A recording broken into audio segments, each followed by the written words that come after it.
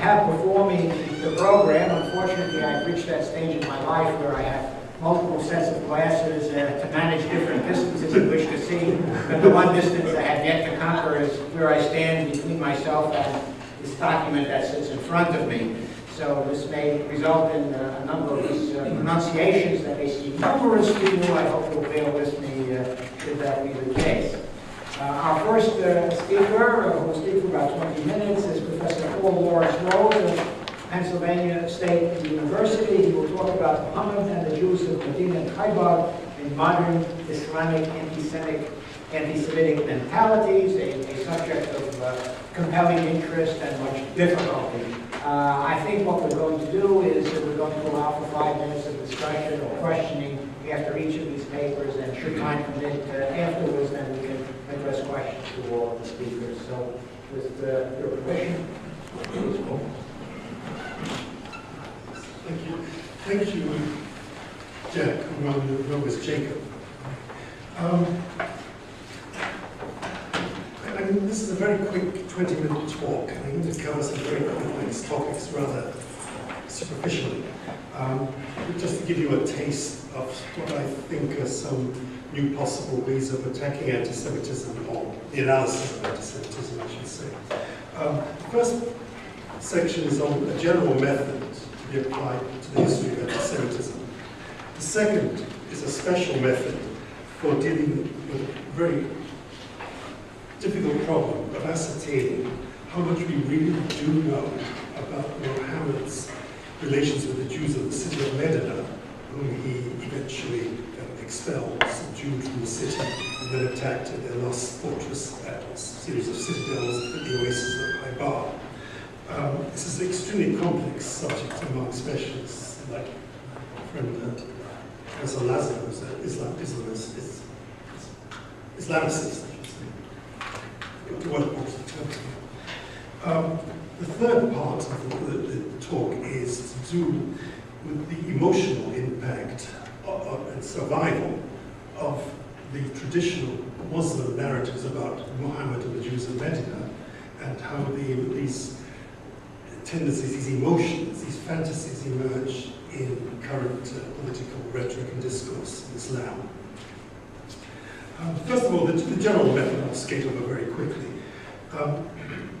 One of the central problems, philosophically speaking, in the history of anti-Semitism is, do we have something called anti-Semitism with a capital A, eternal anti-Semitism, or do we have rather a series of historically unique conditioned anti-Semitisms, which is, I'm the only person to use this term as far as I know, it hasn't caught on. But this is the way I would differentiate. What is the relationship of anti-Semitism? Universal, unchanging, transcending all societies, and the particular historical expressions, cultural expressions in any given society, whether it's German society, which I'm most acquainted with in the past, or whether it's Islamic societies, Arab societies in the Middle East, ancient and modern. I'm really, to develop this, I've developed a twofold method. It's working for the last 20 years, and it's produced a monster book, which keeps on being abridged from 2 million words now, it's 440,000 million. And eventually it's supposed to come out, but it depends on other knows. The twofold method is this. First of all, how do particular cultures, historically, geographically, in terms of time, how do particular cultures express the anti-Semitism? What's unique to each expression of the anti-Semitism? Those are the anti-Semitisms, a whole range of them: French, German, modern, Christian, Islamic, Buddhist, Rhino, Japanese, Jewish, you name it. There's a whole range of them, infinitely inventive. But I think that each one is specifically rooted in its own culture. And we have to understand the culture first, as historians, from my point of view, before we can understand the anti-Semitism and what drives it, how it operates, why it's there at all. The second pillar of the method I'm using is emotion, which is very discredited among my fellow professional historians as a way of investigating any historical subject. I'm not interested at all, to be honest, in superficial ideologies, ideations of anti-Semitism, religious expressions of anti-Semitism, all this stuff, Marxist, fascist, racist, secular, These are all just variations of a theme. These are anti-Semitisms, as it were. What really interests me is the emotion driving these specific expressions, these made-up ideas. In other words, in the old Marxist jargon, we've got the superstructure of anti-Semitic ideologies and explanations, justifications, and then we have what's really driving it underneath, from my point of view, the emotions, not the economy, primarily, as Marx, of course. Take Matthew 27, crucifixion narrative, for example. Here we have the question, illustration, why can two Christians read Matthew 27? One Christian comes away not in the least animated against the Jews. The other person, or may not even be a Christian, maybe a Shinto or Japanese, so one part of the globe, no contact with Christianity. Why does the other person read this religious narrative, which means nothing to them, and come away a convinced anti-Semite, or started as the beginnings of making this of a convinced anti-Semite?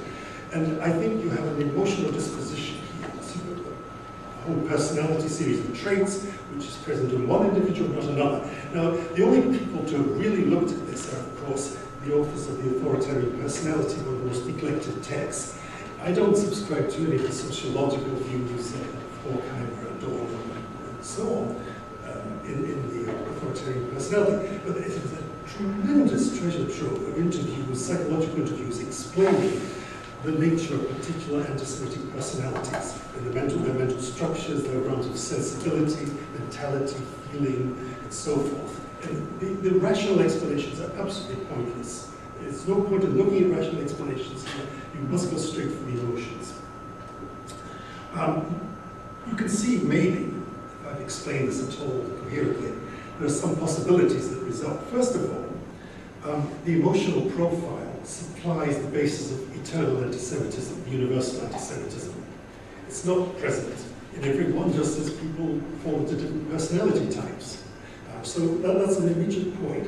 It's universal, but it doesn't mean everyone has it. Big difference there. A second point is the emotions help us to understand the nature of the specific national, for example, anti-Semitism.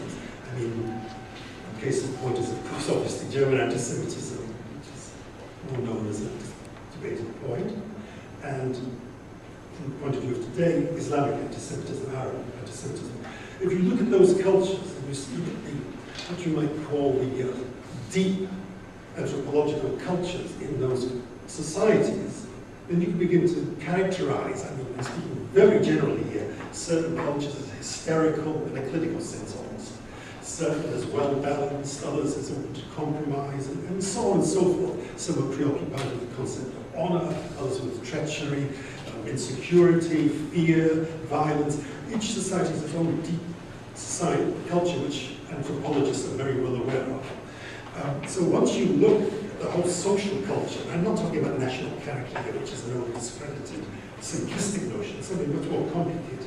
It's an environment we're dealing with here, not a simple national series of institutions or something like that. So you can see how these two methods, I think, can be very fruitful. What I'm doing then is to try and get beyond the simple descriptive narrative histories of anti-Semitism that dominate the field right to this very moment. People interested in the superficial ideas and all the rest. I want to get to the real emotional driving forces and why they are expressed in certain idea patterns. In the case of Islam, I'm going to summarize that very quickly.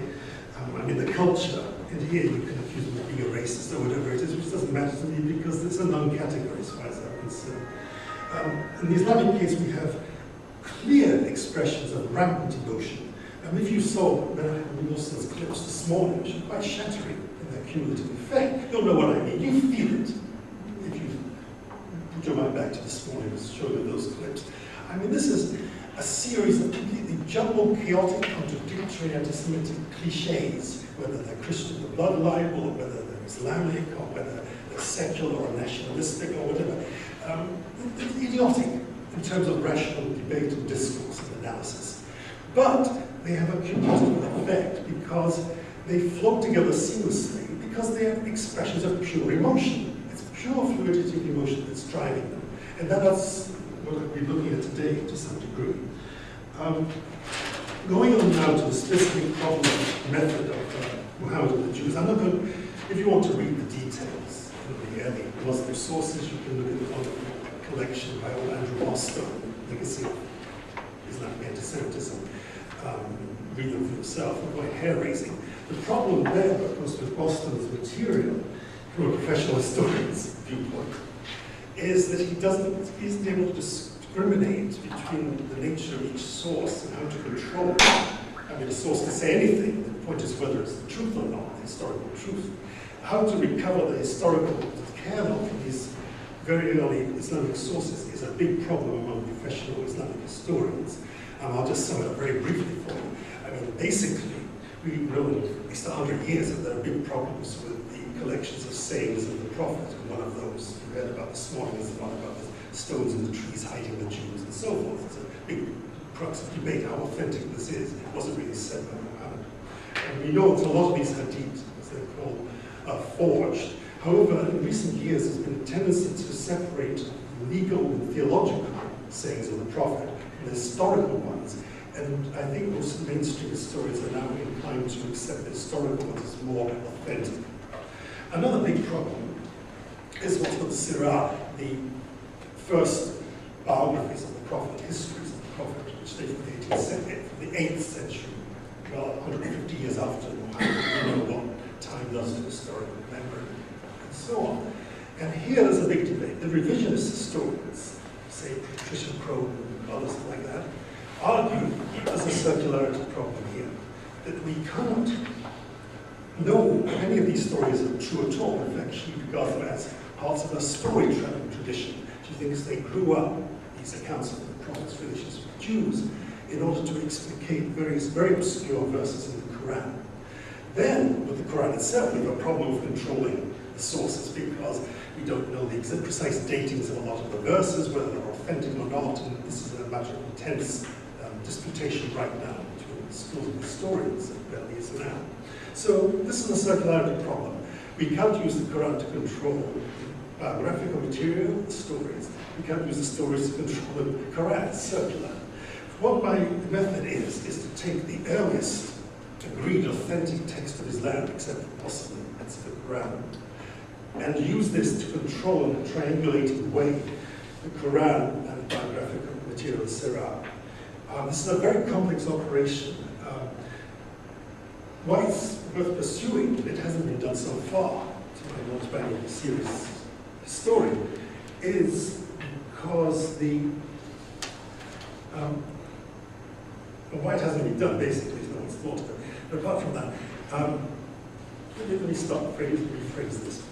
According to Patricia Crone, she cites what's called the Constitution of Medina, dating from possibly 621, 622 AD, which is concluded, a series of treaties concluded by Muhammad with the Arab tribes and the Jewish tribes of Medina. She cites this as undeniably authentic, but she has never ever analyzed it in her writings. And this seems to be an amazing omission for a serious revisionist historian.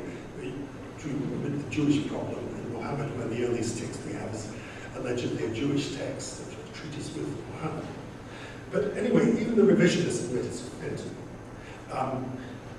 Once we have that, we can use, as I said, use it triangulatingly and use various techniques to establish, to control the Quran and the early biographical material. And this is what I've done in this book, a new book I've just finishing. It's very complex and it's going to not convince many people, certainly not all, but I think it's an exercise worth doing. The basic facts, again, just to resume very quickly, are that Muhammad comes to, he's invited to Medina as a sort of conciliator or something like this to stop the tribal warfare. It's a Jewish city founded by the Jews, still over half the population is Jewish in 621, 622. The Jews are allied with various rival Arab tribes and clans and fight on their behalf. The Constitution itself is not a single document. It's portrayed by the earliest writer on Muhammad as being a treaty with the Jews, but it's not. It only includes the Jews. It's basically a series of layers of 7 or 8 treaties, some of them very fragmentary, concluded over Muhammad's time in Medina. And then, of course, what I try to do is relate these individual treaties to particular biographical encounters with the Jewish tribes described by the other biographers. I'm not going to go on any further here, except to say that the main tribes of Nada are exiled from Medina to the oasis of Haibar, where they have huge date palm estates. Date palms are a major source of sugar and so forth at this point, the basis of the economy in the Arabian Peninsula. And eventually, Muhammad turns against the Jews of Khaybar unexpectedly and destroys them, or forces them to surrender on conditions of paying tribute after a series of sieges lasting a few weeks.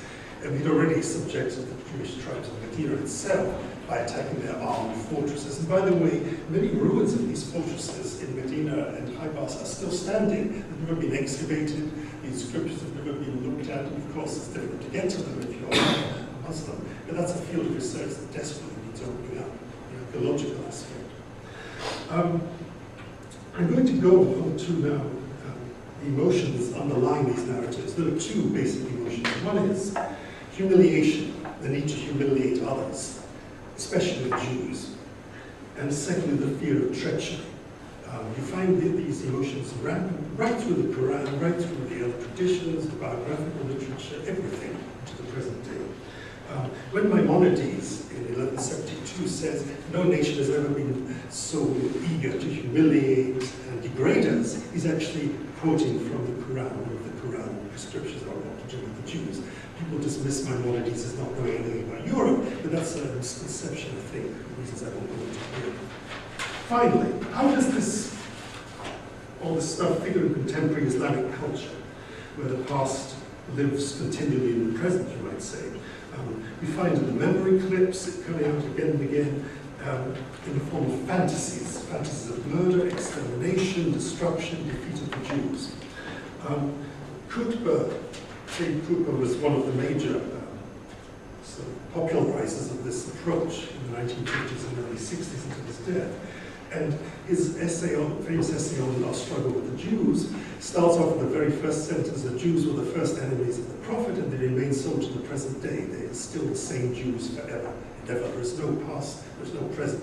It's just a continuum of Jews versus Islam. You find also in Tariq Ramadan's writings infinitely more subtly and more sophisticatedly expressed, of course. But when it comes to the massacre of the Qurayza tribe, for example, where unprecedentedly 600 Jews are beheaded in one day in public in Medina by Muhammad, you find Ramadan suddenly become reticent about the details. He skates over this. He doesn't want to say what the real way of dealing Quranically with Jews should be. Children's indoctrination nowadays in Arabic television is all over the place. Let me just read very quickly now, and I'll try to bring this to an end. All the Jews, this is a children's Quranic instruction program, all the Jews gathered in Khaybar. Where did they gather children? It's just like today. Within the center of command of the Jews is where? It's Palestine now, which they call Israel. They're in Palestine. Praise be, it's history repeating itself. Now when the Jews' wall of separation, the West Bank fence, is completed, the army of Allah and Muhammad will return. That's why we always say to them, Haiba, Haiba, O Jews, the army of Muhammad will return. It's a children's one. If we go on to the grown-ups material, it's quite interesting.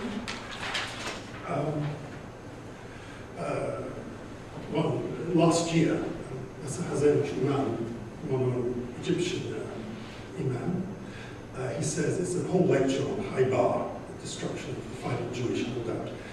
He says, the Jews of Haibar are a replica of the state of Israel in 2009 in terms of the terrifying economy that sucked the blood of the Arabs, military armaments, superiority over the whole region, settlements that form the state, fortifications, and so on. And then he goes on to say, 1967, when the Jews occupied Palestine and Jerusalem and were celebrating their victory, Moshe Dayan cried, this is our revenge for Haibar. How come Haibar remains seared in their Jewish hearts for 1400 years? Of course, it's not the Jewish hearts. This obsession of Haibar is the Muslim hearts. Soon the cries of Allah Akbar will be sounded at the gates of Jerusalem and at the gates of Al-Aqsa Mosque, the cries of Haiba, Haiba. Finally, I want to mention very quickly the Oxford University fiasco in February this year, when the Deputy Israeli Foreign Minister was menaced by an Arab student who yelled out, allegedly, according to some people standing around it, Itbaq al-Yahud, which means slaughter the Jews. However, when this became a matter of press interest, he said, I was misheard. I actually said, Haiba, Haiba, Yahud, which means, Haiba, Haiba, oh Jews were coming. He said, I'm not in favor of anti-Semitism, I'm against anti-Semitism, as are we all, of course. And he said, I've taken the precaution of writing to all my Jewish friends to assure them that there was no question of any political meaning here. Well, of course, every Muslim in the world knows, basically, that there is a political meaning when you shout Haiba, Haiba. The people who you can see in the videos, the Hezbollah people in Lebanon and the Hamas people in Gaza have a special chant about Haiba, Haiba, and it's dinned out for 20 minutes non-stop. You see the marching and the armaments, the rifle developed by the Iranians, the assault rifles called the Haiba rifle, and so on and so forth. So just because the Jews don't remember Haiba, there's certainly no reason that the Muslims, with the best of emotional reasons, will always remember it. Sorry.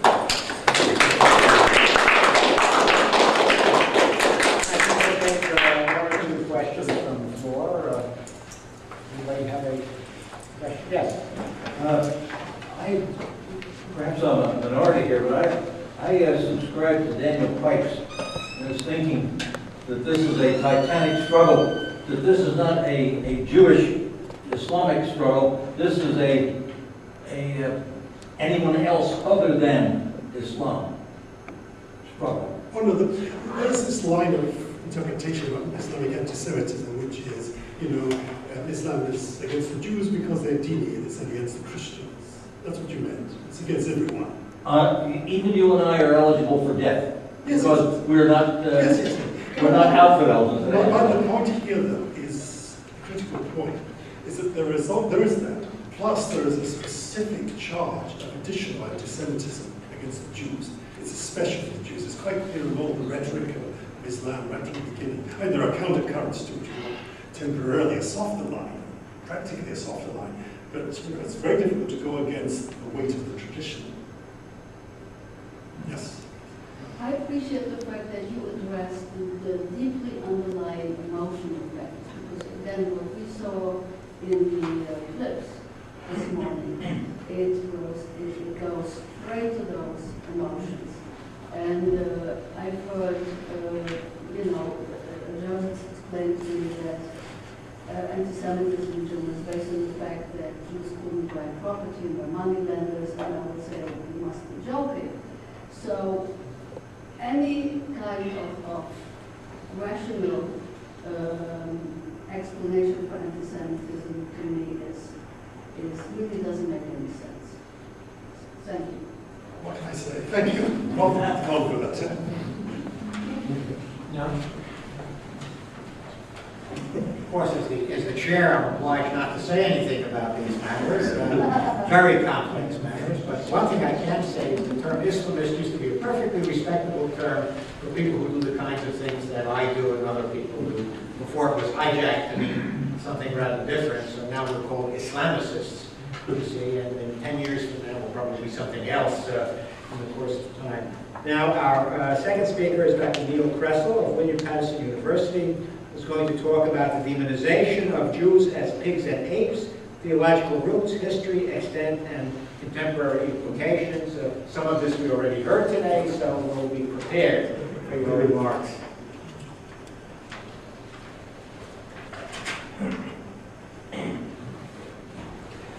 This is obviously, for everybody here, a very unusual audience compared to who most of us usually deal with. And for me, most of the people who I deal with don't know that there is such a thing as Islamic anti-Semitism. And they really think that there's an Arab-Israeli conflict, and that primarily in the minds of a lot of them, and I teach at a state college in New Jersey. A lot of them are thinking of it as not much more than a traditional conflict where two sides are fighting against each other and they don't like each other. And that's the level of specificity of knowledge, of the detail of knowledge that they have. So the paper that I'm going to be presenting to you today is actually a piece of a book that I'm working on. It's a small section of a book that I'm working on, which is dealing with the way that people seem to avoid and ignore, and are ignorant about Muslim anti-Semitism. And obviously this is entirely the wrong audience for that, because you're all at this conference. The second way that my approach differs, though, aside from this kind of speaking to a general audience that really does not know too much about this, rather than speaking to experts, the second way is that my background is in social psychology. I have a doctorate in social psychology. I've written a book on the psychology of religious extremism. I did another book on the social psychology of genocide. I've done other social psychological approaches. And that for me, this whole issue of how history becomes relevant in the present is really a social psychological question. It's a question not of what happened in the 7th century or what happened in the 1940s, but rather how do the things that happened then become important for contemporary consciousness? In other words, in what ways are these historical events, for example, what Muhammad did and what the Jews, as far as I can tell, from what I've been reading, we don't know too much about the Jews who were living in Arabia before Muhammad got there. And so we really have very little sense of whether we would like these people, not like these people. The actual historical reality, whether they did something wrong, didn't do something wrong, is more or less irrelevant. But what is relevant is the way that the history has been passed down, and then the way that somehow it is communicated to masses, and the way that it becomes psychologically relevant and impels people to action and affects their other attitudes. So that's really the general approach. But the specific paper I'm going to focus on, though, is this issue of pigs and apes. And that if you want to make the case right off the bat that there's a problem of anti-Semitism that goes beyond just the Arab-Israeli conflict, I think that the notion of pigs and apes and the way, and some of the quotations about them are a very good way to make that point. Now, I know I'm supposed to push a button here to get my thing going, but I can't find the button. The screen went away. So if this works, I'll do it, otherwise I can go on.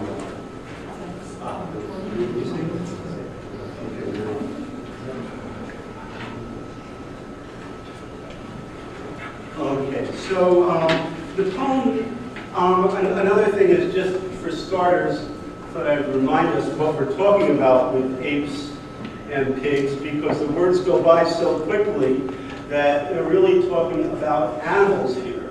But in any case, this is a poem that appeared right in the midst of the Gaza war. It's not a particularly noteworthy poem. It's not one that was delivered by somebody who was very important, but it appeared in a Saudi daily newspaper. And you'll see the language in the poem. You were merciful, O Hitler, that is my conclusion, when I see around me the cruel acts of the descendants of apes. You were wise, O Hitler, to rid the world of some of these wild pigs. O Hitler, the descendants of apes, none are more cruel and horrifying than they are. Well, this sort of stuff you've been seeing for a long time now, so I'm not going to keep showing you more of it. But the question here is, well, where did this come from? Is there, how are we to interpret it? That's sort of the question that I'm starting out with here. And it fits into the more general question of, well, it's talking about the idea that Jews are pigs and apes, and the idea that Jews are evil is being implemented in practice in Gaza, the Golan, and Lebanon. So that, just to take a step back, we frequently encounter the theory that the anger behind the bigotry starts with understandable frustrations endured by Palestinians in the Arab-Israeli conflict, due at least partly to Israeli sensitivity, paranoia, ethnocentricity, or over-reliance on military methods. The Palestinians have for generations been unable to get a fair shake. After decades of mistakes made by Israelis, the West, and the Arab states, the Palestinian situation has deteriorated to the point of extreme suffering. And unfortunately, some of this legitimate anger has boiled over into prejudice.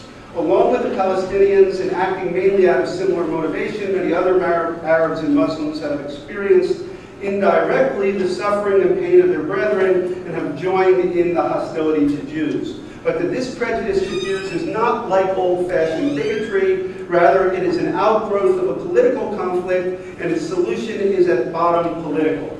This is the argument that you really encounter among people who know something about there being Islamic anti-Semitism, but they don't really want to engage it as prejudice. This is the reason you won't see it, for other reasons as well, in racism and sexism classes. They're taught in colleges all over the country, but you will very, very rarely see somebody talk about anti-Semitism, and if you do see it talked about, you'll hear people talking about dead anti-Semites, or you'll hear about anti-Semitism coming from the extreme right. You'll hear about them coming from the comfortable sources, but you won't hear about them coming from Muslims. Now, one way to evaluate this perspective is to examine the content of anti-Jewish messages delivered in recent years.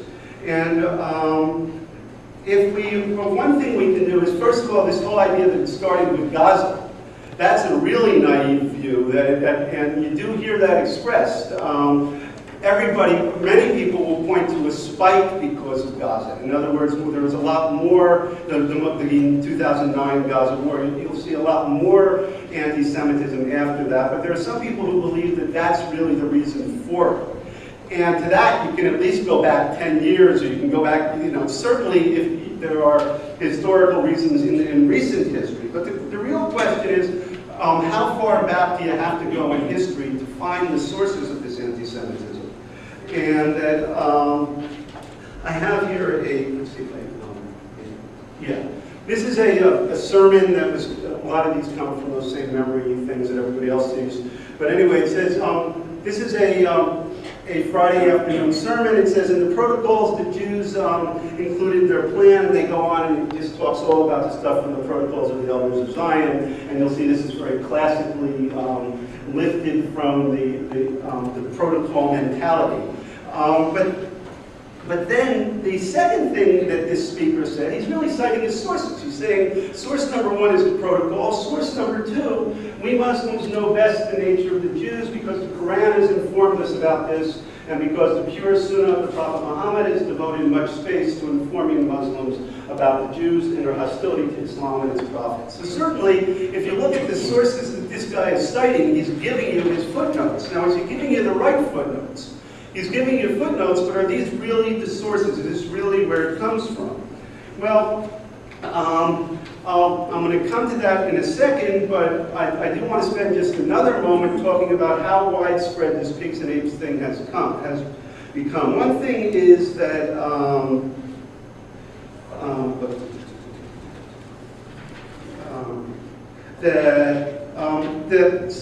Sheikh Tantawi, when he died recently, if you read the New York Times obituary of Tantawi, you'll see that they represented him clearly as a wonderful moderate. And then if you went from one newspaper to another, you would find that every single one of them treated him as a moderate, and he was a moderate in a lot of ways. He was in favor of women's rights in a manner of speaking, in that context you could view him as fairly moderate on that. He was against 9/11 and some of those sorts of things, but he clearly was not, but if you can be a moderate and say that Jews are the enemies of Allah, the descendants of apes and pigs, if you can say that, and if you can write a doctoral dissertation which basically goes on and on and on about this sort of thing, you've got to wonder about what it means to be a moderate. And that nobody pointed out, virtually nobody in major Western media, I mean maybe some, but I've looked at quite a few of these obituaries, that this guy was basically an anti-Semite. They did point out that he shook hands with Shimon Peres, but they also said that afterwards when they told him, well, you shouldn't have done that, he said, well, I didn't know who he was when I shook his hand. So he was taking these steps. He was a little bit in favor of working with Israel, but in the context of this very, at one point he met with, I think, the chief rabbi of Israel, but he explained it by saying, but I told him that the Jews did all these horrible things, and I gave him a lesson on what the Quran says. So in that context, he was willing to be moderate. Of course, you have guys like from Syria, Mohammed Abdel-Sattar, the deputy minister, past Syrian deputy minister of religious endowment, said that the people who were given the Torah were likened to a donkey carrying books. They were also likened to apes and pigs, and they are indeed the descendants of apes and pigs, as the Quran teaches it.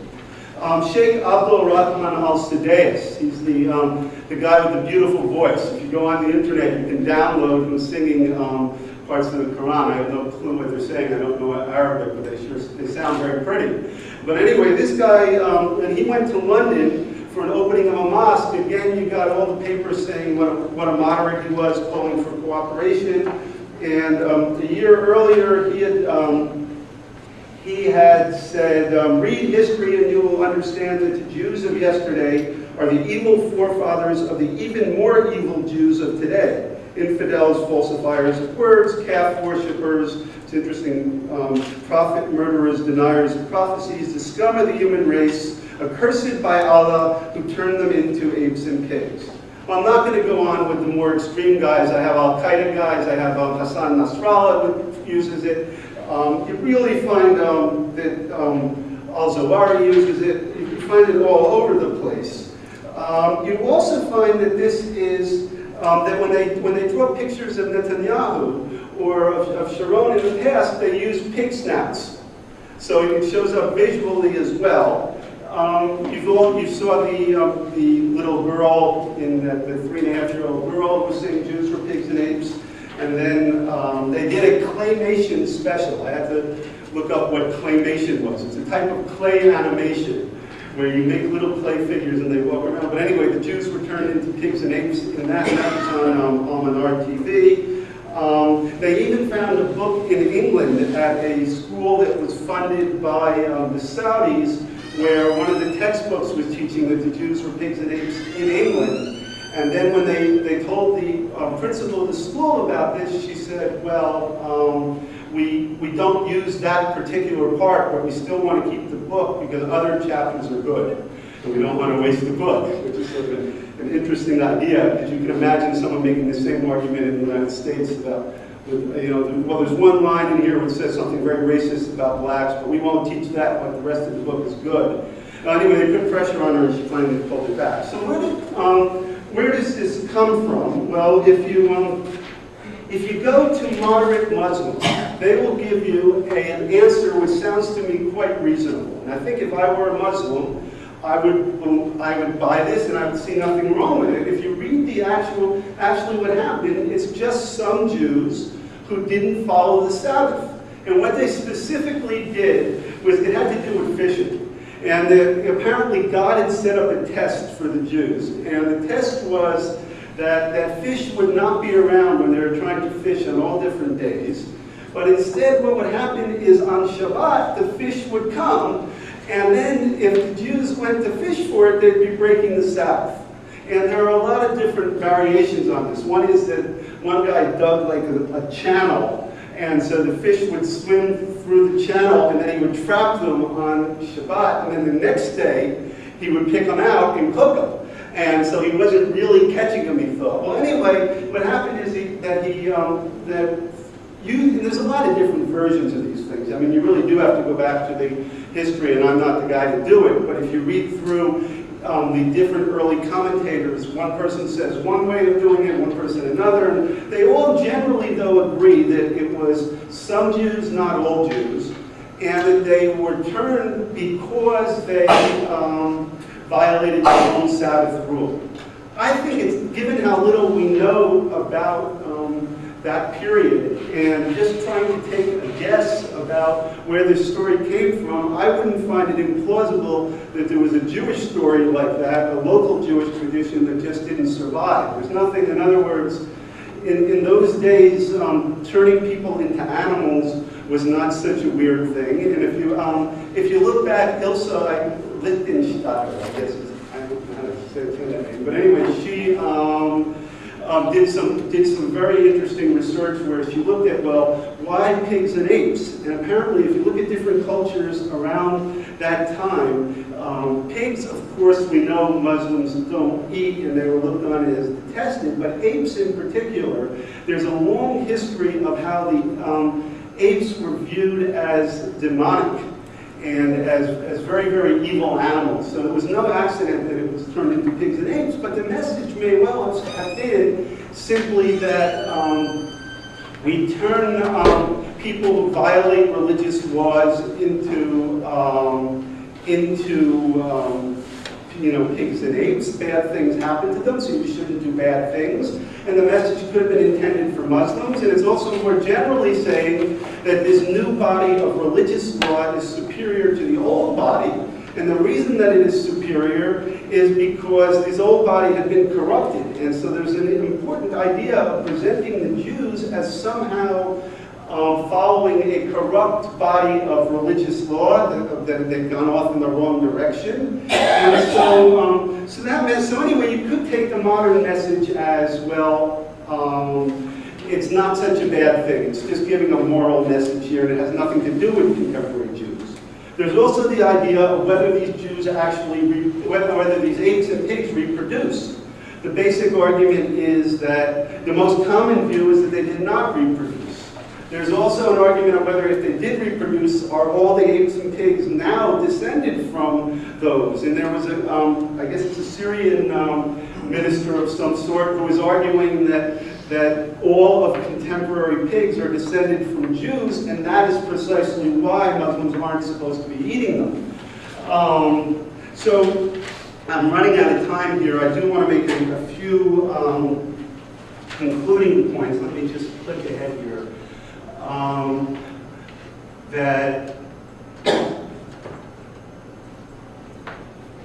The moderate reading that the Quran does not say that all Jews are apes and pigs, and that there are good things in the Quran that counterbalance this, but of course there is also evidence for an unpleasant reading, and that is that there's a whole lot of other traditions in the Quran that you could pull out which show that the Jews are being painted in a very negative sense. And if you look at some contemporary people who use this pigs and apes idea, they don't buy it on theological grounds. They don't say that the Jews today are pigs and apes. They simply say they're like their ancestors who were turned into them, and therefore we're using the term figuratively rather than literally.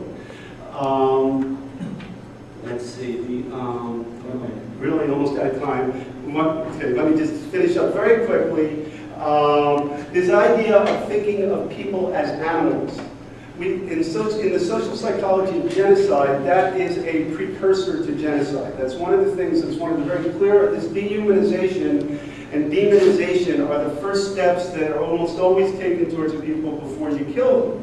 And so this should not be taken lightly. This is not like some bad nickname, but rather for people who use it, it's a type of dehumanization.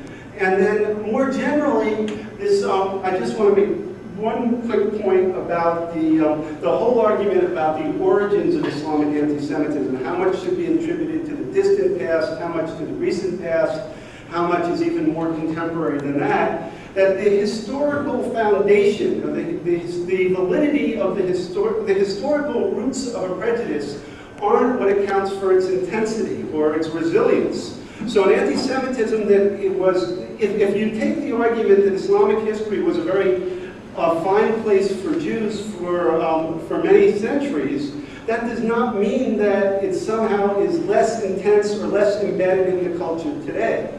The embeddedness of a belief in a culture is a social psychological function, not a historical function. It doesn't matter what happened in 1400. What matters is how much is it tied into your current socialization practices, how much is it tied into your contemporary value system, how many people in your culture buy it, how the leaders react to it. Those are the sorts of things that determine the intensity of a belief, and not the question of whether a culture was actually historically bigoted during those centuries. And I say this because this pigs and apes language that we hear right now, we would not have heard this 200 years ago, 300 years ago, 400 years ago, 500 years ago. You'd see it, you could find it. But the frequency and the intensity of use of this language is very much a contemporary phenomenon, even though its roots are very far in the distant past.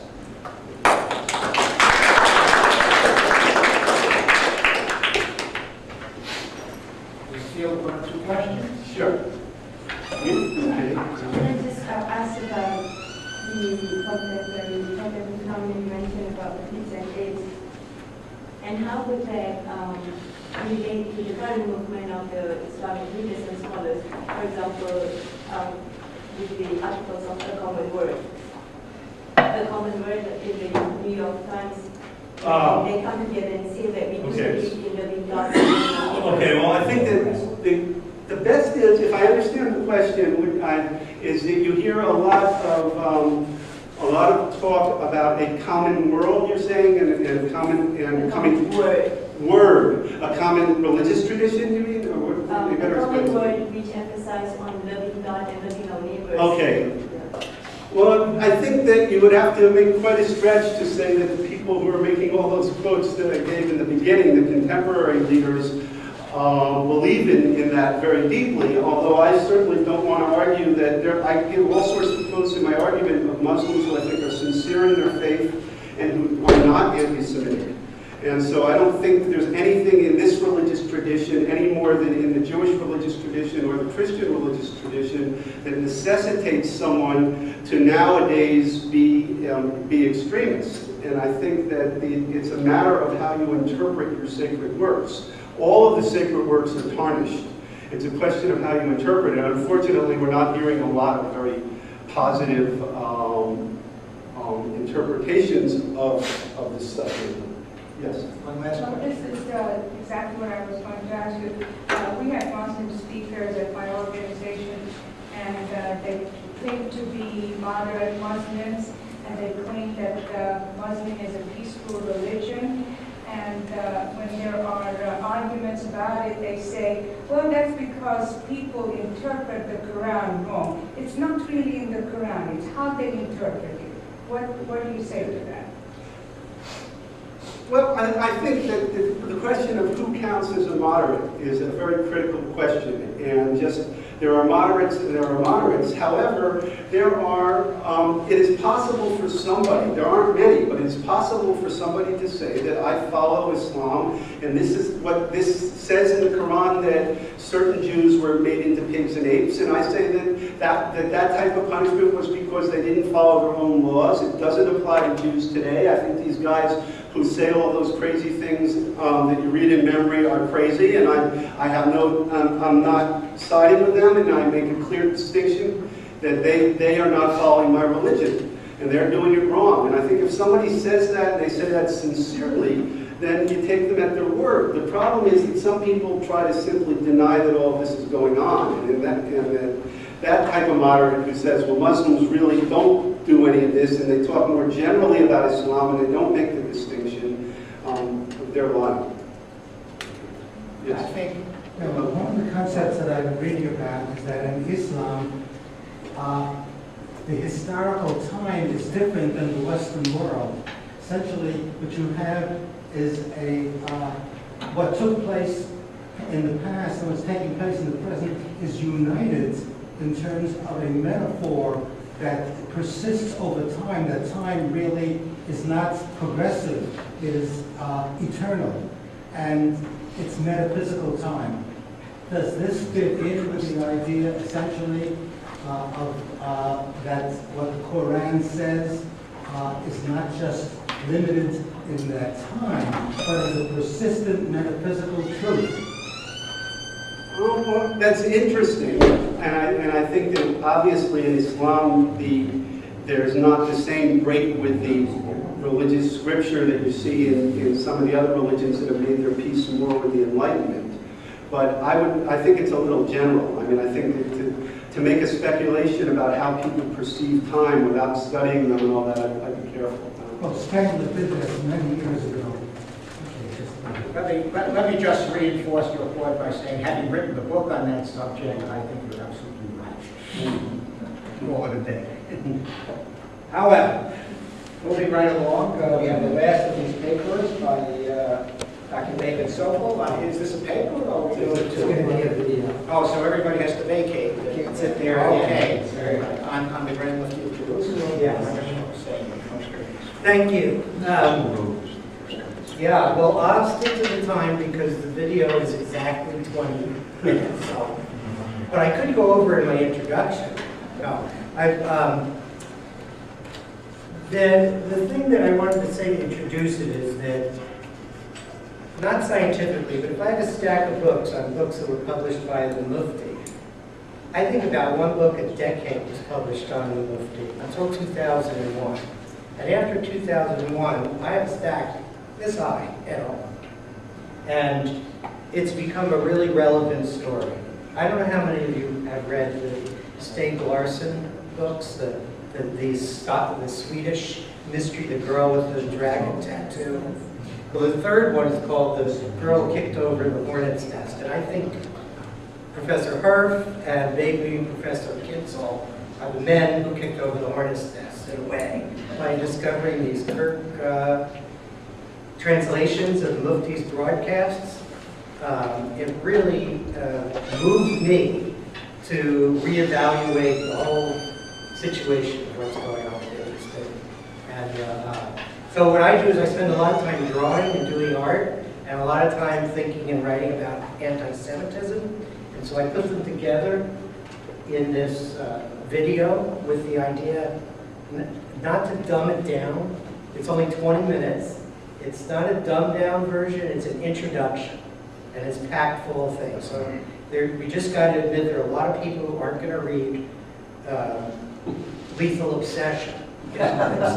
It's 4,000 words. It's a great book. But some people got to know this story, but they're not going to read scholarly academic books. So my hope is that people learn about the origins of Islamic genocidal anti-Semitism, and that they see this, and a lot of people see this, students, artists, general public see this, and they're moved to read and understand further about this terrible history.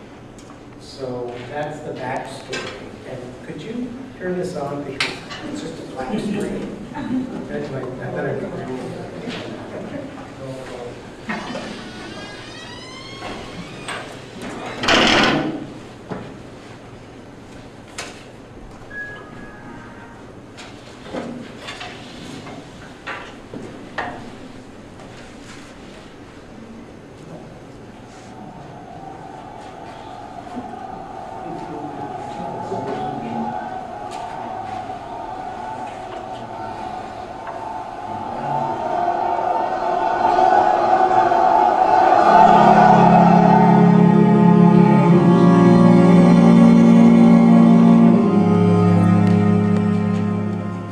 Movements can rise and spread without belief in a God, but never without belief in a devil.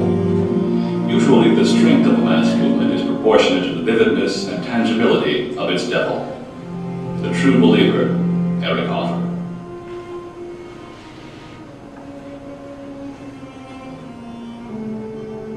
Genocidal anti-Semitism is an invention of the 20th century. It is a contrivance of the confluence of two worldviews. One of these worldviews was evangelized by a diminutive Arab with blue eyes and red hair, Amin Husseini from Palestine. The other was developed by the frustrated artist Adolf Hitler.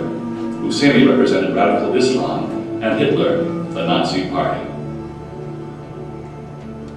After the First World War, the Mideast was being carved up by the Western European victors. As Husseini tried to monopolize power, he ruined Palestine's chances for a viable government. In the process, he ordered the murder and torture of thousands of his own people and hundreds of thousands of his foreign enemies. As a young man, Husseini was a teacher and a bureaucrat. He hailed from one of the two most powerful clans in Palestine. He had very little religious training, but this did not stop him from bullying his way into a powerful religious position. Palestine was being ruled by the British, and Husseini sought the opportunity to have his clan take charge. Stirring up hate for British and Jews was his strategy.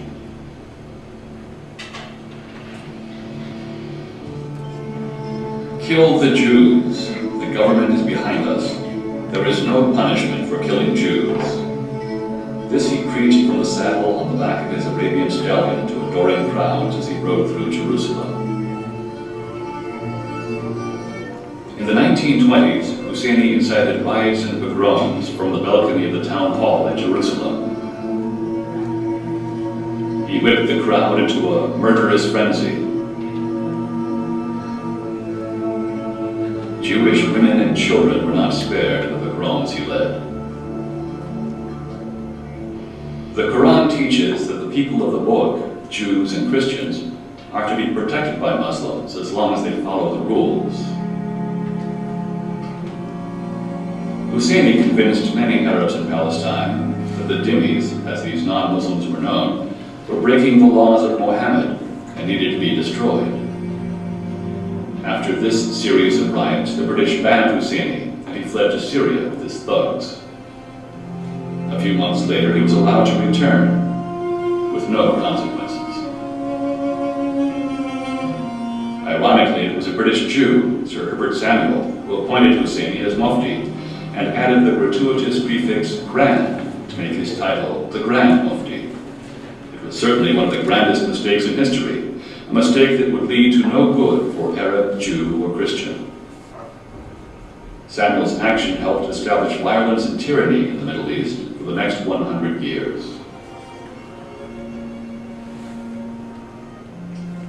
One of the first acts of the Mufti was to have any of his citizens wearing the wrong hat shot and left in the street as an example. The day before, he proclaimed that there was to be no more wearing the fez, the conical cap frequently worn. Only the keffiyeh scarf was to be allowed. The more modern fez was thereafter out of fashion. Death was the fate of any Palestinian who openly disagreed with the Mufti. At this time, Hitler's biography, Mein Kampf, was translated into Arabic and becoming a bestseller, which it still is to this day. Hitler's star was rising in the Middle East. By the 1930s, moderates were becoming scarce in Palestine. The Mufti incited the Arab Revolt in 1936, ostensibly to revolt against the British and Jews. His real motive was to kill off Palestinians who might have wanted peace. Many more Arabs were killed over the 3-year Arab Revolt than Christians or Jews. It was in this period that youth groups learned the Hitler salute, which is still in use among terrorists in Palestine today. The appointment of Adolf Hitler as Chancellor of Germany in 1933 galvanized much of the Middle East. The Mufti immediately contacted the German Consul General to Jerusalem and offered his services. There were Muslim sects who considered Hitler a saint born on earth, as predicted in Islamic lore. The obvious obstacles to the collaboration between Hitler and Arabs was no deterrent to the Mufti. The Mufti had the foresight to see that these obstacles could be overcome, that an Islamic-Nazi alliance could be achieved. Hassan al-Banna was the founder of the Muslim Brotherhood in Egypt. The Mufti led the Palestinian branch of the Muslim Brotherhood. The Muslim Brotherhood depended for its success on the development of hatred for Jews, the West, and cultural modernity. In the 1930s, Nazi representatives went to visit the Muslim Brotherhood in Egypt. Adolf Eichmann and other Nazis helped the Muslim Brotherhood strategize their war on Jews and the West. Eichmann helped them set up spy networks and youth groups designed after Hitler Youth.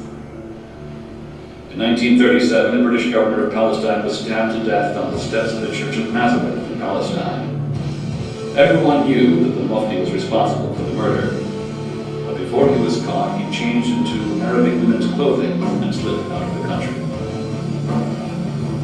In 1941, Winston Churchill ordered the Mufti captured dead or alive.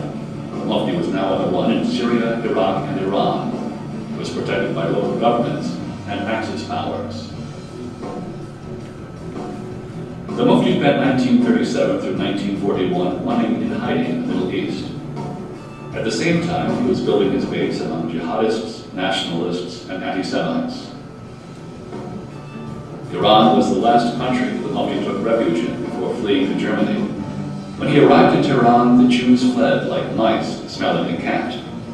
They knew wherever the Mufti went, pogroms were soon to follow. Iran had a very strong pro-Nazi population.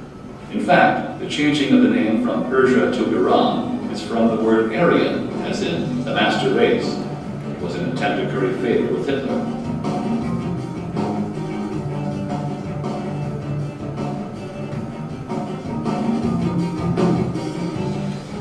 The Mufti was working on a plan to secure the oil pipelines in Iran for the Nazis.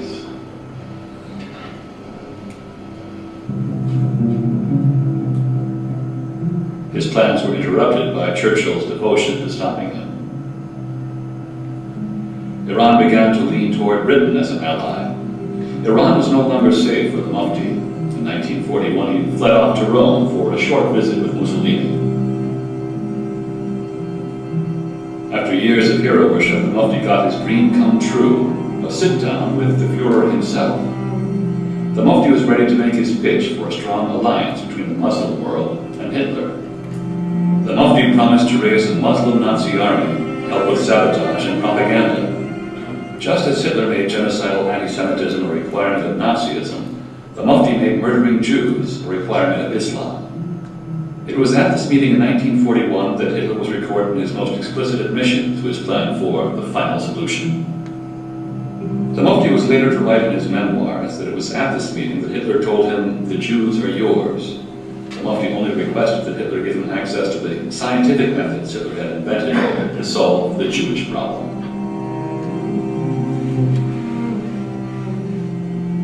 The Mufti also wrote in his memoirs, "Our fundamental condition for cooperating with Germany was a free hand to eradicate every last Jew from Palestine and the Arab world."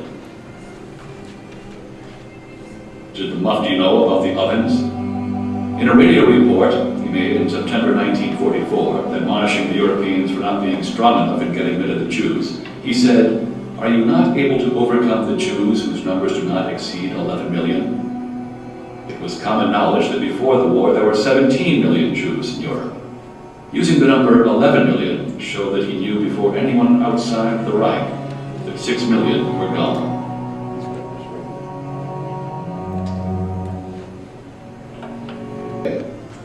He and his entourage were taken in by the French government and housed in a beautiful chateau. What the French called surveillance looked more like an asylum. There were charges of war crimes against the Mufti, but no extradition was attempted. During a year in France, the Mufti got wind of the Nuremberg trials and saw in his French neighborhood mysterious men thought to be part of the violent Israeli group known as the Stern Gang. It was time for him to escape again. The Mufti was not the only one running. Nazis were leaving Germany through what was called the rat lines. A good number went to the Middle East. Many Nazis thought the Middle East would play a major role in the Fourth Reich. The Mufti would be an important liaison between the escaped Nazi and Middle Eastern governments who wanted their skills. Then it was announced in the British House of Commons by the Scottish Under-Secretary of State in charge of Foreign Affairs, "The Mufti is not a war criminal in the technical sense of the term, since he is not an enemy national or a person who served in the enemy forces." Behind-the-scenes maneuvering clearly resulted in appeasement.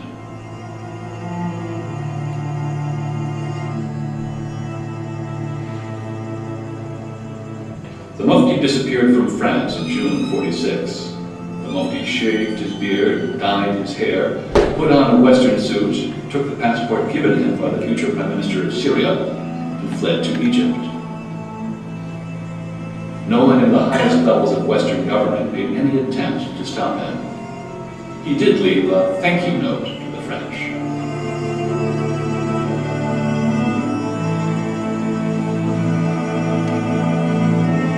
He was welcomed as a hero in Egypt. Hassan al-Banna, the head of the Muslim Brotherhood, a threatening letter to the government of the United States. It was a threat of terrorism if the U.S. decided to go after the Mufti. The U.S. backed off. This might be considered the opening salvo of a jihad war against the United States. When he returned to Egypt, you know that the Mufti met with al-Banna and the Muslim Brotherhood firebrand, Saeed Qutb. This man Qutb became a leader of terrorists. He was hanged by the Egyptian government in 1966.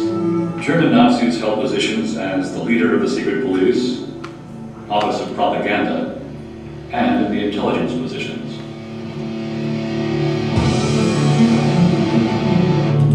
Assets of millions of dead Jews were stashed in Swiss banks, and much of it controlled by an old friend of the Mufti and Adolf Hitler. François Junot was a longtime supporter of the Nazis and Arab terrorist groups. He kept the Mufti well supplied with funds. He also funded a project started by the Mufti, which was the founding of an organization named Al-Fatah, which would become the Palestinian Liberation Organization. Another evil seed Junot planted was the founding of the bank known as Taqwa Bank, translated as Fear of God Bank. This bank was eventually shut down for funding Al-Qaeda.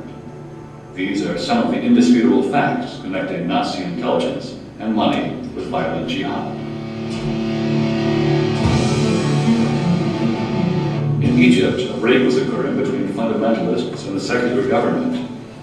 Many of the Muslim Brotherhood were forced to flee to a welcoming Saudi Arabia, so Nazis went along with them. Saudi Arabia, a country with legalized slavery until 1962, was the home of the traditionalist Wahhabi sect. The support of Wahhabism for the Muslim Brotherhood provided fertile ground for Al-Qaeda.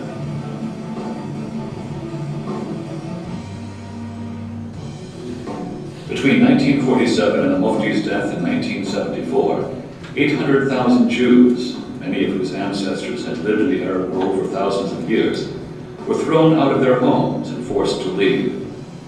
All their belongings and businesses were stolen by their Arab neighbors. Driven out of their ancestral homeland, most resettled, owning nothing, in Israel and America. So far, the Mufti's long-range plan was right on track.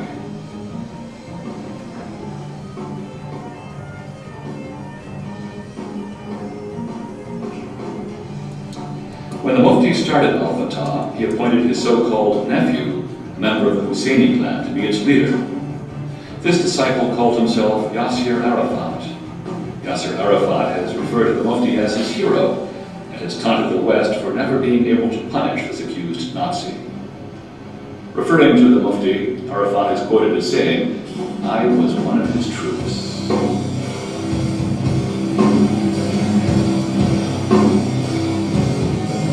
The Nazi and Mufti spirit of anti-Semitism lives on in Palestine today.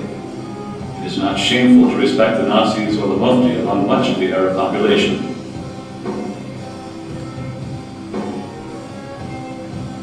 The plan continues. The time will come, by Allah's will, when their property will be destroyed and their children will be exterminated, and no Jew or Zionist will be left on the face of the earth. Hamas TV. The Mufti demanded that there never be peace with Israel. Hamas follows this credo. Every jihadist, from Ahmadinejad to bin Laden, repeats the same credo that the Mufti began. The anti-Semitic credo, calling for Jewish genocide, is a rallying cry, attempting to unite in hate those who cannot agree on much else.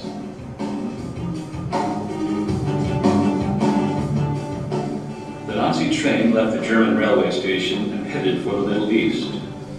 The enemy costume has changed. The message is the same. The scapegoat, the same. Fundamental change cannot occur until the vicious and violent anti-Semitic message of the Mufti becomes illegal to teach to children in the Middle East. Teaching hate and Nazism in Germany is illegal. It must also be stopped in the Arab world, where those who live there are dedicated to peace and prosperity for all.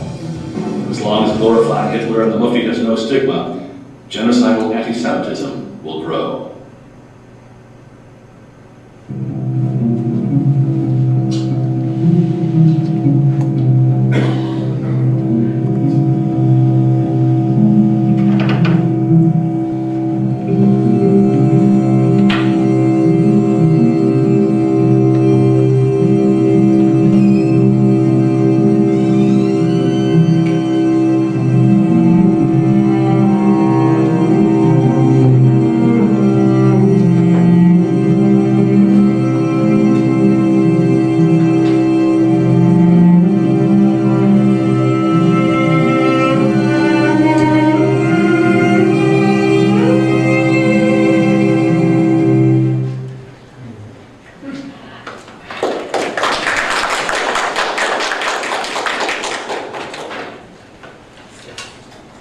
question is why this really an important story and critical decades of post-war, post-World War II history is has been fairly unknown, except for specialized scholars for most of the time. And what role did the Allied forces play in sort of keeping this under cover? I'm not sure I have the best answer for that. Personally, when I talk to people about this, their eyes kind of glaze over after about 2 minutes. Either they're bored by me, or they don't want to hear it, or they think I'm Islamophobic, or I'm making it up. So technically, I don't know why. I think some of the historians here could probably answer that better, but personally, I don't think a lot of people want to know. They can't believe it. Yes. Yeah, I think one reason is that forgetting what Husseini did in World War II should be understood as part of the conservative climate of Cold War anti-communism of the early 1950s. And that the way that we think about the forgetting of Nazi war crimes in Europe after the Second World War is helpful in thinking about why there was less attention paid to Husseini in the Middle East. But as I said this morning, Husseini got the Third World bonus. And the watchword of the 50s was decolonization, nationalism, self-determination. And he then appeared as part of this larger movement with Sukarno and Nasser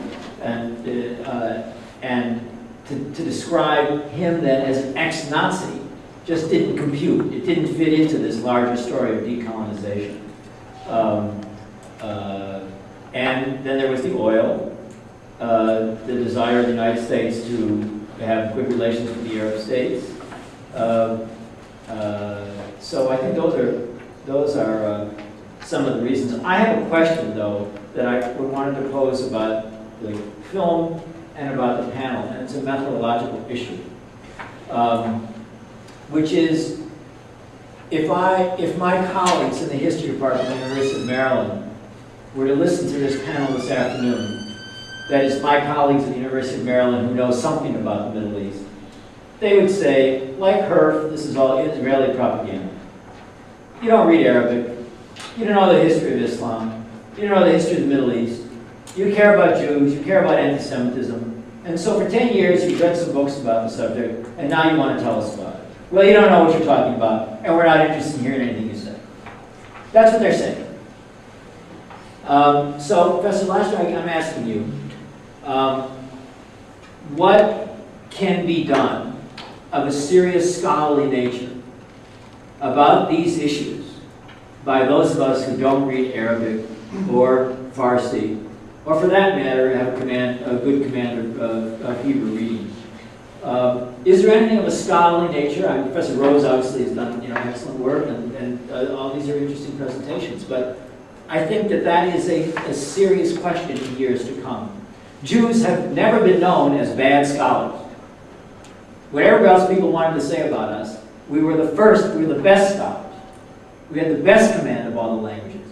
And now we find ourselves in a dilemma, because there's an issue that we all care passionately about, and we don't have all the scholarly tools we need to address it. And I wondered if you could say something about that. I'm the chair, so I really shouldn't say anything, but what I'm about to say is I very heard a chair not saying, well, listen. Yes, and I'm about to say something which is very self-serving. I suggest you go out and read my last 3 books, which are addressed specifically to these problems. A book which I wrote with Ilan Troen called Jews and Muslims in Arab Lands, Haunted by Past, Real and Imagined, which is a unconventional history of the Arab-Israel problem, insofar as it's not a narrative of the Arab-Israel problem. God knows there are enough narratives, many of them filled with all sorts of erroneous facts, but an attempt to look at the deep structures of the Arab-Israel problem, based on an intimate knowledge, obviously, with Islamic sources, and based on the assumption that if you want to understand the modern Middle East, you have to understand that it doesn't begin with Napoleon's invasion of Egypt in 1798, that there is a culture that has taken root in the Middle East that goes on for 1,300 years, and this gentleman here was absolutely correct in his assessment, because their way of understanding history is very different from the way your colleagues in the history department at the University of Maryland understand history. You see history as a series of discrete events taking place in time and place, in response to particular events of the moment. We may look at history in terms of longue durée, that is to say, to look at history as long developing events, but we don't see history in the Islamic world as a kind of history that has discrete moments, that the description of history from the beginnings of Arabic historiography are the same, whether you're dealing with a particular moment or another moment of Islamic history. Even the conversations between figures tend to be the same conversations that take place time and time again. Let me recast the question. So in a Yeah, sense, just very briefly, I don't want to monopolize the conversation, and I wouldn't like to know what Paul Rose thinks. What is the status of scholarly work on these issues by those of us who don't read Arabic and don't read Farsi? That's the question. It's going to get thrown in our face again and again. The status is deplorable.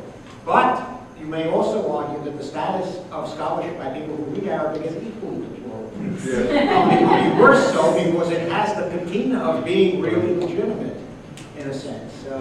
It's filled with all sorts of misconceptions. It's filled with a lack of understanding. It's tendentiously driven for the most part. And the people who get reviewed in the New York Review of Books and who review in the New York Review of Books are precisely the people who add to this kind of a tendentious picture. There was a time when the New York Review of Books employed Bernard Lewis and Joel Bakash to review their books on the Middle East. Today you have Elise Ruthven reviewing books. You have Mali and Aga reviewing books. The late Tony Judd, who may have been a superlative historian of contemporary Europe, I mean, that's for others to decide, nothing about the Middle East, essentially, and who also has a self-promoted biography of his own, as I learned recently from having been in London. Various things that he said about his own life and career. I happened to meet his friends in London who were with him in the Zionist movement at that time. As they say in Hebrew, there are no bears and there's no forest there, in a sense, all an invention of time. So, you know, the state of Near Eastern scholarship as regards the modern history of the area, and in particular the Arab history, is absolutely deplorable, whether you read Arabic or don't read Arabic. Now, the real problem comes not only from the inability to read Arabic. Now, to do the Arabic problem, you also have to read Hebrew.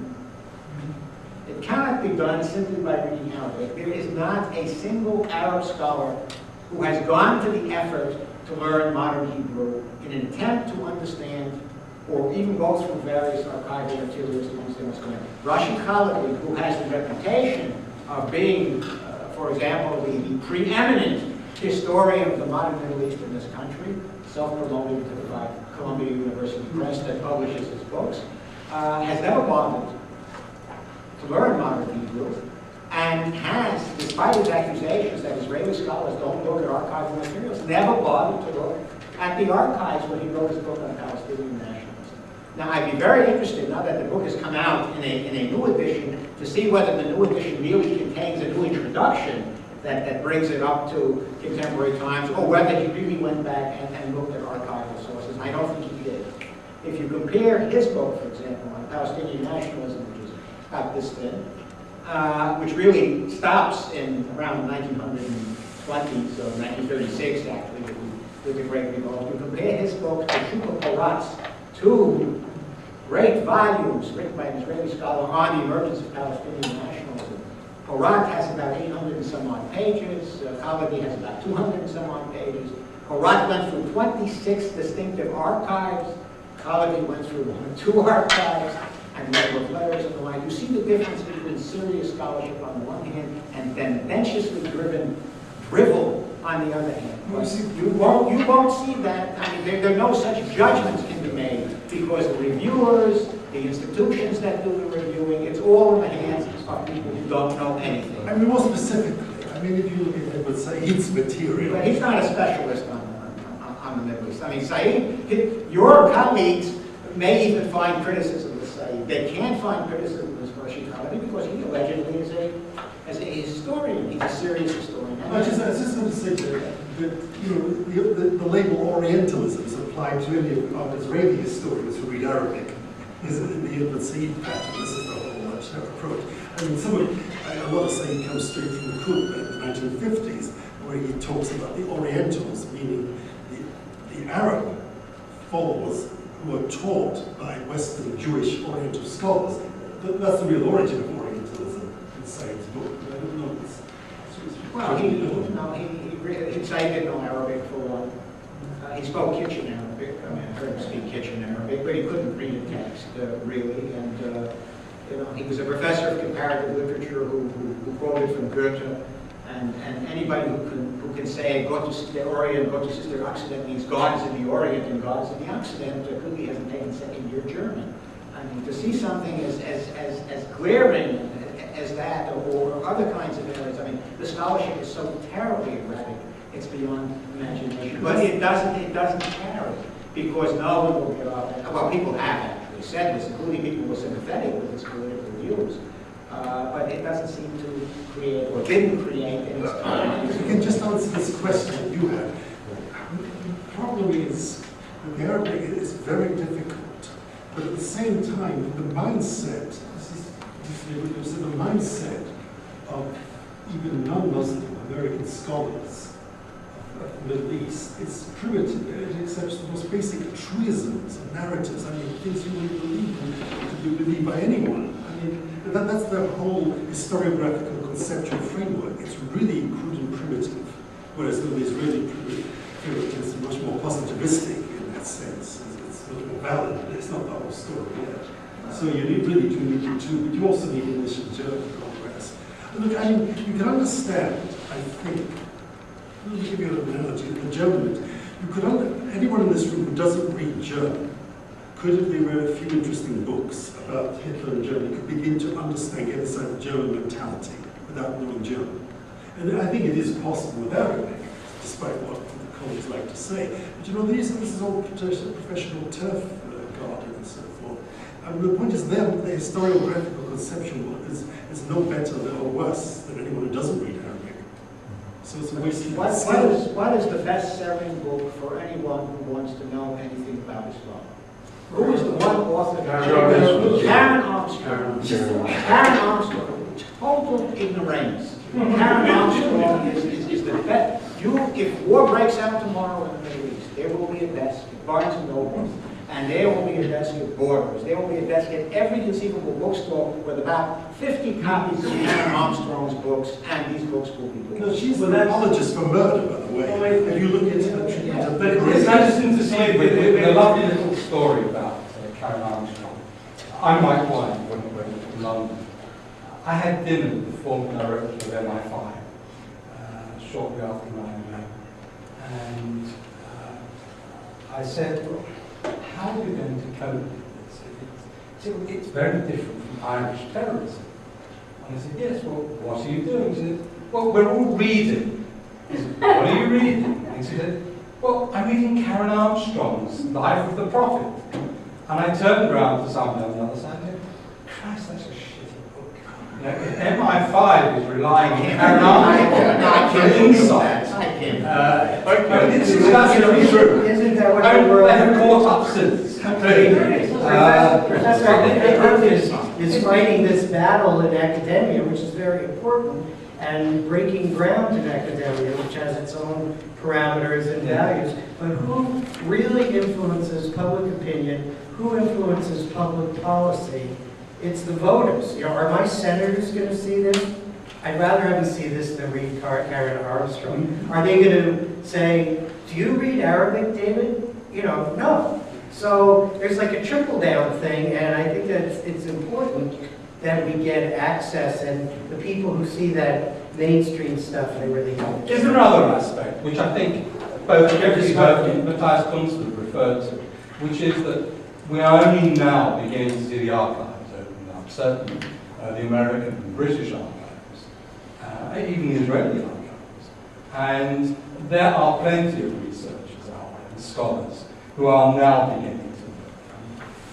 If one thinks of Ian Johnson, who's not an academic, he's a journalist, a world-class journalist, and his book, Mosque in Munich, really is a revelation. If you read that together with Professor Herf's book and IASA's book, you really, and Bassam Tibi's work, you begin to see the opening up of the whole story. And there will be others. We don't necessarily have to rely on one person who's going to be fluent in Farsi, Arabic, German, and Ivrit to, as the savior. There are going to be a whole selection of people, all expert in small areas, who will begin to look into the archives. And slowly but surely, the story will come out. We just have to encourage it. I'll tell you what the problem is. The problem is that the American Academy is a self-policing institution.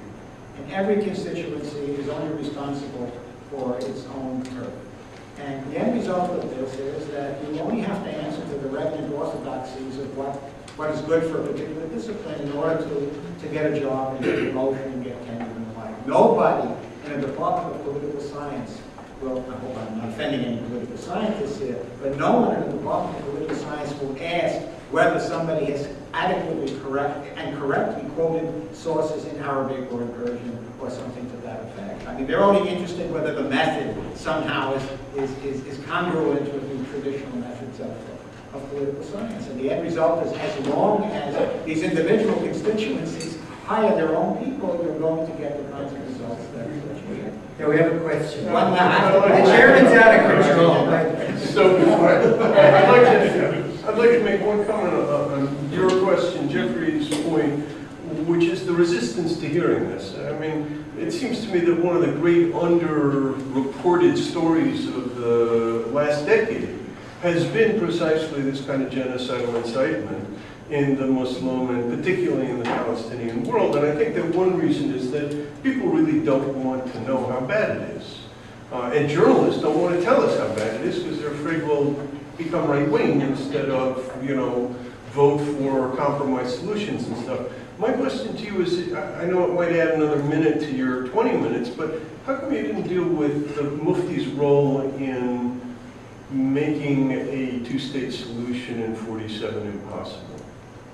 I won't exaggerate. I've got 5 times more material. Right, I understand, but I have to get this in 20 minutes. But that still and is in terms of one of his poisonous contributions. There's so many interesting things to the story. It's just, it's incredible. There's a whole book that just came out of his argument back about what a good guy he was. And he didn't kill King Abdul, things like that. So, You can continue this discussion, but I have to go to the paper. This religious narrative, which means nothing to them, and come away a convinced anti-Semite, started as the beginnings of the makings of a convinced anti-Semite. And I think you have an emotional disposition here, a whole personality series of traits, which is present in one individual, not another. Now, the only people to have really looked at this are, of course, the authors of The Authoritarian Personality, one of the most neglected texts. I don't subscribe to any of the sociological views of Horkheimer and Adorno and so on in The Authoritarian Personality, but it is a tremendous treasure trove of interviews, psychological interviews, explaining the nature of particular anti-Semitic personalities, and their mental structures, their realms of sensibility, mentality, feeling, and so forth. And the rational explanations are absolutely pointless. There's no point in looking at rational explanations here. You must go straight for the emotions. You can see, maybe, if I've explained this at all coherently, there are some possibilities that result. First of all, the emotional profile supplies the basis of eternal anti-Semitism, universal anti-Semitism. It's not present in everyone, just as people fall into different personality types. So that's an immediate point. It's universal, but it doesn't mean everyone has it. There's a big difference there. A second point is the emotions help us to understand the nature of the specific national, for example, anti-Semitism. I mean, case in point is, of course, obviously German anti-Semitism, which is more known as a debated point. And from the point of view of today, Islamic anti-Semitism, Arab anti-Semitism. If you look at those cultures, and you look at the, what you might call the deep anthropological cultures in those societies, then you go at the oasis of Haibar. This is an extremely complex subject among specialists, like my friend Professor Lazar, who's an Islamicist, I should say.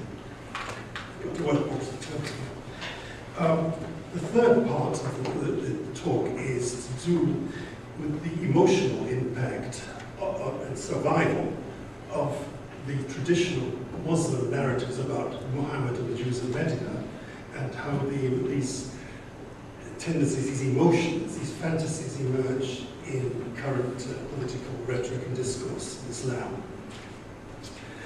First of all, the general method I'll skate over very quickly.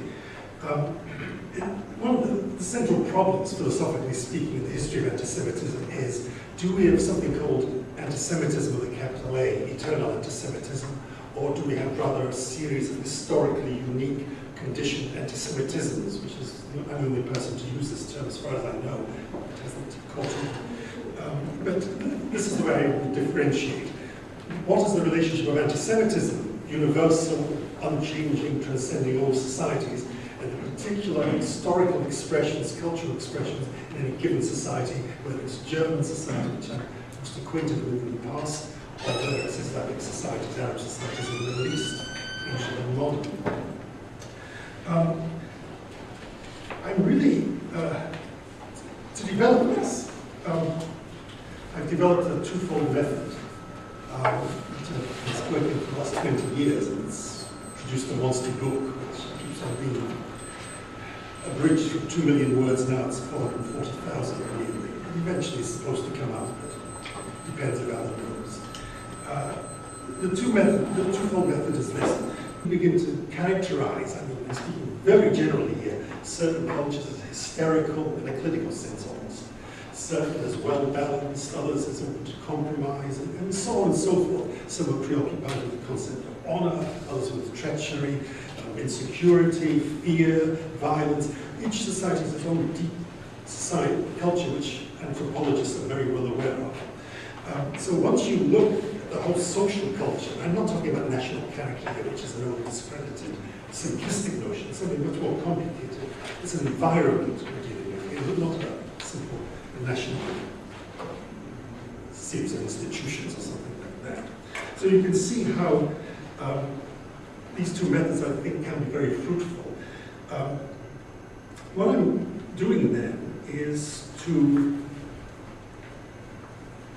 try and get beyond the what I call simple descriptive narrative histories of anti-Semitism that dominate the field right to this very moment. People interested in the superficial ideas and all the rest. I want to get to the real emotional driving forces and why they are expressed in certain idea patterns. In the case of Islam, I'm going to summarize that very quickly. I mean, the culture, and here you can accuse them of being a racist or whatever it is, which doesn't matter to me because it's a non-category as far as I'm concerned. In the Islamic case, we have clear expressions of rampant emotion. If you saw Menachem Wilson's clips this morning, which are quite shattering in their cumulative effect, you'll know what I mean. You feel it if you put your mind back to this morning and show you those clips. I mean, this is a series of completely jumbled, chaotic, contradictory anti-Semitic cliches, whether they're Christian, the blood libel, or whether they're Islamic, or whether they're secular or nationalistic, or whatever.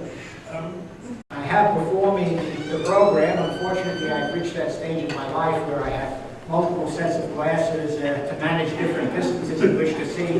But the one distance I have yet to conquer is where I stand between myself and this document that sits in front of me. So this may result in a number of these pronunciations that may seem humorous to you. I hope you'll bear with me should that be the case. Our first speaker, who will speak for about 20 minutes, is Professor Paul Lawrence Rose of Pennsylvania State University. He will talk about Muhammad and the Jews of Medina and Khaybar in modern Islamic anti-Semitic mentalities, a subject of compelling interest and much difficulty I think what we're going to do is that we're going to allow for 5 minutes of discussion or questioning after each of these papers, and should time permit afterwards, then we can address questions to all of the speakers. So, with your permission, please go. Thank you. Thank you, Jack, who I'm known as Jacob.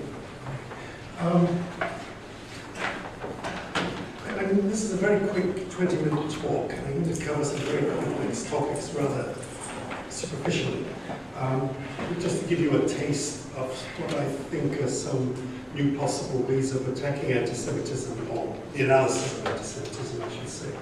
The first section is on a general method to be applied to the history of anti-Semitism. The second is a special method for dealing with a very difficult problem of ascertaining how much we really do know about Muhammad's relations with the Jews of the city of Medina, whom he eventually expelled, subdued from the city, and then attacked in their last fortress at a series of cities. First of all, how do particular cultures, historically, geographically, in terms of time, how do particular cultures express the anti-Semitism? What's unique to each expression of the anti-Semitism? Those are the anti-Semitisms, a whole range of them: French, German, modern, Christian, Islamic, Buddhist, Final, Japanese, Jewish, you name it. There's a whole range of them, infinitely inventive. But I think that each one is specifically rooted in its own culture. And we have to understand the culture first, as historians, from my point of view, before we can understand the anti-Semitism, what drives it, how it operates, why it's there at all. The second pillar of the method I'm using is emotion, which is very discredited among my fellow professional historians as a way of investigating any historical subject. I'm not interested at all, to be honest, in superficial ideologies, ideations of anti-Semitism, religious expressions of anti-Semitism, all this stuff, Marxist, fascist, racist, secular. These are all just variations of a theme. These are anti-Semitisms, as it were. What really interests me is the emotion driving these specific expressions, these made-up ideas. In other words, in the old Marxist jargon, we've got the superstructure of anti-Semitic ideologies and explanations, justifications, and then we have what's really driving it underneath, from my point of view, the emotions, not the economy, primarily, as in Marx, of course. Take Matthew 27, crucifixion narrative, for example. Here we have the question, illustration, why can two Christians read Matthew 27? One Christian comes away not in the least animated against the Jews. The other person, or may not even be a Christian, maybe a Shinto or Japanese, so one part of the globe, no contact with Christianity. Why does the other person